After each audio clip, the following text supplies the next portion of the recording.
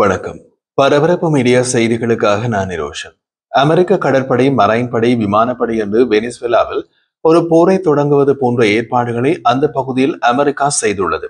போருக்கு முன் உளவுத்துறை செய்ய வேண்டிய வேலைகள் உள்ளன. அது தொடங்கியுள்ளதாக ட்ரம்ப் பகிரங்கமாக அறிவித்துள்ளார். வெனிசுவேலாவில் ரகசிய நடவடிக்கைகளை நடத்த சிஐஏக்கு அங்கீகாரம் அளித்துள்ளதாக அமெரிக்க ஜனாதிபதி டொனால்ட் ட்ரம்ப் ஒப்புக்கொண்டுள்ளார். இது பொதுவாக மிகவும் உணர்திறன் வாய்ந்த மற்றும் இறுக்கமாக பாதுகாக்கப்பட்ட அரசு ரகசியம். ஆனால் மிகவும் அசாதாரணமாக அதை பகிரங்கமாக ஒப்புக்கொண்டிருக்கிறார் ட்ரம்ப்.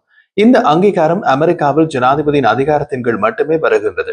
வெனிசுவேலா ஜனாதிபதி நிக்கோலஸ் மடுரோவின் ஆட்சியினை கவிழ்ப்பதை நோக்கமாக கொண்ட பெரிய அளவிலான நடவடிக்கைகள் அல்லது சந்தேகத்துக்குரிய போதைப்பொருள் கடத்தல்காரர்களுக்கு எதிரான கொடிய தாக்குதல்கள் உட்பட பிராந்தியத்தின் நடவடிக்கைகளை நடத்துவதற்கு சிஐஏக்கு பெரிய அளவிலான அதிகாரம் கொடுக்கப்பட்டுள்ளது. சிஐஏக்கு கடந்த காலங்களில் இருந்து அமெரிக்க ஜனாதிபதிகளின் இதுபோன்ற அங்கீகாரங்கள் இறுதியில் வெளிநாட்டு ராணுவ துருப்புக்கள் மீது விமான தாக்குதல்கள், கிளர்ச்சிகளுக்கு பணம் அல்லது ஆயுதங்கள் அனுப்பப்பட்டன என்ற விதத்தில் இருந்தன. மேலும் முழு ஆட்சி மாற்றத்திற்கான முயற்சிகளும் வழிவகுத்தன.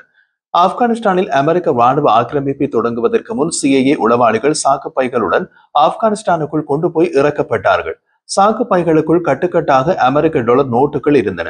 இருப்பினும் பெரும்பாலானவை ரகசியமாகவே உள்ளன.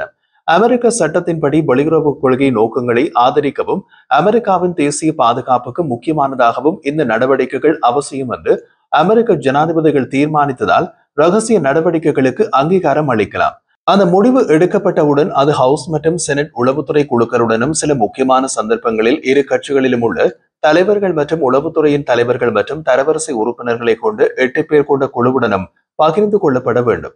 ஆனால் ஒரு அமெரிக்க ஜனாதிபதியின் அந்த அதிகார உத்தரவுக்கு காங்கிரசின் ஒப்புதல் அவசியம் என்று அர்த்தமல்ல. காங்கிரஸ் இந்த நடவடிக்கைகளை சட்டம் மூலம் அல்லது நிதியை குறைப்பதன் மூலம் மட்டுமே தடுக்க முடியும். நடைமுறையில் அங்கீகாரம் என்பது ஜனாதிபதி அவசியம் என்று கருதும் விஷயங்களை வேறு தரப்புகளால் தடுக்க முடியாது. முன்னாள் சிஐஏ அதிகாரியும் பாதுகாப்பு துணை செயலாளருமான மிக் முல்ராய் சிஐஏக்கு கொடுக்கப்பட்டுள்ள அங்கீகார அதிகாரம் உண்மையில் எந்த வரம்புகளும் இல்லை, மேலும் அதற்கு காங்கிரசின் ஒப்புதல் தேவையில்லை என்றார். சிஐஏயின் செயற்பாடுகளில் விதிக்கப்படும் எந்த ஒரு கட்டுப்பாடுகளும் நிர்வாக உத்தரவுகள், அதாவது ஜனாதிபதி ஒரு புதிய நிர்வாக உத்தரவை எழுதி அதை மாற்ற முடியும் என்று முல்ராய் கூறினார். ஜனாதிபதியால் அங்கீகரிக்கப்பட்டவுடன் சிஐஏ நடவடிக்கைகள், இலக்கு வைக்கப்பட்ட கொலைகள், ரகசிய செல்வாக்கு நடவடிக்கைகள், உள்ளூர் அரசியலை வடிவமைத்தல் அல்லது வெளிநாட்டு அரசாங்கங்களை எதிர்த்து போராடும் ஆயுதமேந்திய கிளர்ச்சி இயக்கங்களை அமைத்து நிதி மற்றும் ஆயுதம் கொடுத்து உதவுதல் போன்ற வடிவங்களை எடுக்கலாம். உதாரணமாக 1979 டிசம்பரில் ஜிம்மி கார்ட்டர் சிஐஏக்கு கொடுத்த இதுபோன்ற அங்கீகார அதிகாரம் ஆப்கானிஸ்தான் மீது சோவியத் படையெடுப்பை எதிர்த்து போராடும் ஆப்கானிய கெரில்லாக்களுக்கு ஆபத்தான உதவிகளை வழங்க சிஐஏ அனுமதித்தது. மில்லியன் கணக்கான டாலர் மதிப்புள்ள ஆயுதங்களை சீனாவில் வாங்கி கராச்சி துறைமுகத்திற்கு அனுப்ப வழிவகுத்தது. சில ஆண்டுகளுக்கு பின்னர் மற்றொரு சிஐஏ அங்கீகார அதிகார உத்தரவு இந்த முறை ஜனாதிபதி டொனால்ட் ரீகன் நிர்வாகத்திடமிருந்து கொடுக்கப்பட்டது. நிக்கரகுவாவில் இடதுசாரி சாண்டினிஸ்டா அரசாங்கத்தை அகற்ற முயற்சிக்கும் கான்ட்ராஸ் என்ற கிளர்ச்சி இயக்கங்களுக்கு ரகசிய உதவியை சிஐஏ வழங்க அனுமதித்தது. கடந்த சில இதுபோன்ற சிஐஏ அங்கீகார அதிகார உத்தரவுகள் செப்டம்பர் 11 தாக்குதல்களுக்கு பின்னர் அல் qaedaவுக்கு எதிரான உலகளாவிய நடவடிக்கைகளுக்கும் அசாத் ஆட்சியை எதிர்த்து போராடும் சிறிய கிளர்ச்சியாளர்களுக்கு பயிற்சி அளித்து ஆயுதம் வழங்கிய சிஐஏ ஆபரேஷன் டிம்பிள் சைக்கோமோருக்கும் வழிவகுத்தன.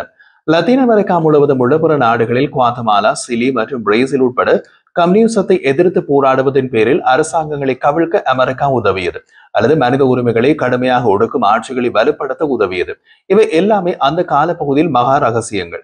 பல ஆண்டுகளின் பின்னரே ரகசியம் நீக்கப்பட்டவை. இவை சிஐஏக்கு வெளியே எந்த ஒரு அமெரிக்க இலாகாவுக்கும் தெரிய வராது. அமெரிக்க ராஜாங்க அமைச்சின் வன்முறை தீவிரவாதத்தை எதிர்த்து போராடுவதற்கான பிரிவின் முன்னாள் இயக்குநரும் இப்போது வாஷிங்டனில் உள்ள சர்வதேச உளவு அருங்காட்சியகத்தின் ஆலோசனை குழு உறுப்பினருமான டெக்ஸ்டர் இன்கிராம் எங்களிடம் இந்த ரகசிய நடவடிக்கைகள் பற்றி எந்த பதிவுகளும் இல்லை என்று கூறினார். இதற்கு ஒரு நீண்ட வரலாறு உள்ளது. அது எப்போதும் நேர்மறையானது அல்ல, முழுக்க முழுக்க ரகசியம் என்று இன்கிராம் மேலும் கூறினார். நமது வரலாற்றை நாம் திரும்பி பார்க்க வேண்டும் என்று நான் நினைக்கின்றேன். அது ஒரு வழுக்கும் சரிவு. காலி வைத்தால் இழுத்து கொண்டு போய் புதைத்துவிடும். அதனால் ரகசியத்தை தெரிந்து கொள்ள முயற்சிக்க கூடாது என்றார். வெனிசுவேலாவில் சிஐஏ ஏற்கனவே ரகசிய நடவடிக்கைகளை நடத்தி வருகிறதா, திட்டமிடுகிறதா அல்லது அந்த திட்டங்கள் தற்செயல் நிகழ்வுகளாக வைக்கப்படுகிறதா என்பது தெளிவாக தெரியவில்லை. இந்த வார தொடக்கத்தில் ட்ரம்ப் சிஐஏ அங்கீகாரத்தையும் கரீபியனில் உள்ள கப்பல்கள் மீதான அமெரிக்க விமான தாக்குதல்களையும் நியாயப்படுத்தினார். வெனிசுவேலாவிலிருந்து அமெரிக்காவுக்கு ஏராளமான போதைப் பொருள் பாய்கிறது என்று கூறினார். இருப்பினும் சிஐஏ நடவடிக்கைகள் ரகசியமாக இருக்கும், மேலும் பல்வேறு இலக்குகளுக்கு எதிராக பல்வேறு வடிவங்களை எடுக்கக்கூடும். அமெரிக்கா தீவிரவாத அமைப்புகளாக நியமித்துள்ள குழுக்களின் சந்தேகிக்கப்படும் உறுப்பினர்கள் துணை ராணுவ நடவடிக்கைகளிலோ அல்லது ஆளற்ற விமானங்கள் மூலமாகவோ தாக்கிக் கொள்ளப்படலாம். ஈராக் மற்றும் ஆப்கானிஸ்தான் இரண்டிலும் பணியாற்றிய மற்றும் உலகம் முழுவதும் ரகசிய பணிகளை மேற்பார்வையிட்ட சிஐஏயின் 26 ஆண்டுகால அனுபவம் உள்ள மார்க் பலிமரோ பவுலோஸ் இதில் சிஐஏ சில தனிநபர்கள், நெட்வொர்க்குகள் அல்லது விநியோக சங்கிலிகளை பின்தொடர்கிறது என்று கூறினார். இது மனித வேட்டை. மேலும் இதுபோன்ற மனித வேட்டையில் உலகில் சிஐஏயை விட சிறந்தவர் வேறு யாரும் இல்லை என்றார். மொசாட் செய்த பல விஷயங்களை உலகம் அறிந்துள்ளது. சிஐஏ சில பல விஷயங்களை உலகம் அறியவில்லை என்றார். மறுபக்கத்தில் வெனிசுவேலாவிலிருந்து போதைப்பொருள் கொண்டு சென்றதாக கூறப்படும் கப்பலின் மீது அமெரிக்க ராணுவ தாக்குதல் நடத்தியதில் 2 உயிர் தப்பியவர்கள் அமெரிக்க படைகளால் பிடிக்கப்பட்டு கடற்படை கப்பலில் தடுத்து வைக்கப்பட்டுள்ளனர். இந்த தாக்குதல் கடந்த சில வாரங்களில் வெனிசுவேலா கப்பல்கள் மீது குறைந்தபட்சம் 6வது அமெரிக்க தாக்குதல் ஆகும். அமெரிக்கா உயிர் தப்பியவர்கள் குறித்து அறிவிக்கப்பட்டிருப்பது இதுவே முதல் தடவை. நேற்று வெள்ளிக்கிழமை இந்த தாக்குதலை ஜனாதிபதி டொனால்ட் ட்ரம்ப் உறுதிப்படுத்தினார். அந்த கப்பலை போதைப்பொருள் கொண்டு செல்லும் நீர்மூழ்கி கப்பல் என்று அழைத்தார். வெனிசுவேலா அமெரிக்காவுக்கு போதைப் பொருட்களை அனுப்புவதாக கூறி வெனிசுவேலாவின் தலைமைக்கு எதிராக ட்ரம்ப் அச்சுறுத்தல்களை அதிகரித்துள்ளார். தென் அமெரிக்க நாட்டை ஒரு அமெரிக்க காலனியாக மாற்ற ட்ரம்ப் முயற்சிப்பதாக வெனிசுவேலா ஜனாதிபதி நிக்கோலஸ் மடுரோ குற்றம் சாட்டியுள்ளார். தாக்குதலில் இருந்து உயிர் தப்பிய இருவரையும் அமெரிக்க ராணுவ ஹெலிகாப்டர் மூலம் மீட்டு பின்னர் கரிபியனில் உள்ள அமெரிக்க போர்க்கப்பலில் ஏற்றி சென்றதாக பெயர் குறிப்பிடாத அமெரிக்க அதிகாரிகள் அமெரிக்க ஊடகங்களுக்கு தெரிவித்தனர். உயிர் பிழைத்தவர்களில் செய்தி அமெரிக்காவின் அரசாங்கத்தில் அதிகாரப்பூர்வமாக உறுதிப்படுத்தப்படவில்லை.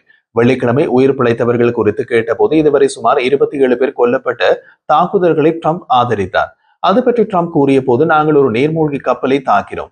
அது பெரிய அளவிலான போதைப் பொருட்களை கொண்டு செல்வதற்காகவே பிரத்யேகமாக உருவாக்கப்பட்டு போதைப்பொருள் கொண்டு செல்லும் நீர்மூழ்கி கப்பல் என்று ஜனாதிபதி வெள்ளை மாளிகையில் செய்தியாளர்களிடம் கூறினார். எம்மால் தாக்கப்பட்டது ஒரு அப்பாவி மக்கள் குழு அல்ல. நீர்மூழ்கி கப்பல்களை வைத்திருக்கும் அதிகமான மக்களை எனக்கு தெரியாது. மேலும் அது போதைப் பொருட்களை கொண்டு செல்லும் போதைப்பொருள் ஏற்றப்பட்ட நீர்மூழ்கி கப்பல் மீதான தாக்குதல் என்றார். அமெரிக்க தாக்குதல்கள் போதைப்பொருள் தீவிரவாதிகளை குறிவைப்பதாக அமெரிக்க ராஜாங்கத்துறை செயலாளர் மார்கோ ரூபியோ மேலும் கூறினார். ட்ரம்பும் ரூபியோவும் உயிர் பிழைத்தவர்களின் விவரங்களை பற்றி பேச மறுத்துவிட்டனர்.